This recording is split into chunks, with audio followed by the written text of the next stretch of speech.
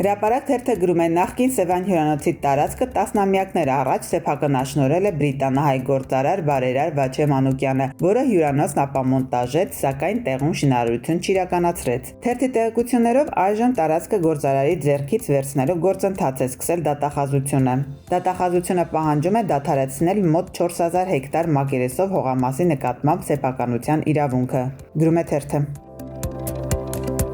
Իրավունք թերթի տեղեկություններով Նիկոլ Փաշինյանը կոշտ խոսակցություն է ունեցել աշխատակազմի ղեկավար Արայիկ Հարությունյանի հետ։ Վերջինիս նա մեղադրել է եկեղեցու դեմ արշավի օպերացիան ձախողելու մեջ։ Գրում է թերթը։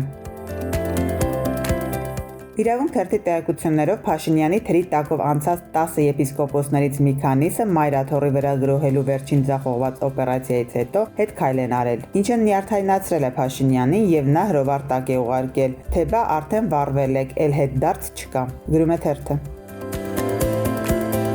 Իրավունք թերթը գրում է քաղաքացիական պայմանագրում կարծես թե նոր կրքեր են բորբոքվում։ Իշխանական կուլիսներում շշուկներ են շրջանառվում, որ Երևանի քաղաքապետ Տիգրան Ավինյանը ստեղծել է իր համախոհների թիմ, որոնց հետ 2026 թվականին մասնակցելու է ընտրություններին իր օրակարգով, այն է ընդդեմ Նիկոլ Փաշինյանի։ Գրում է թերթը։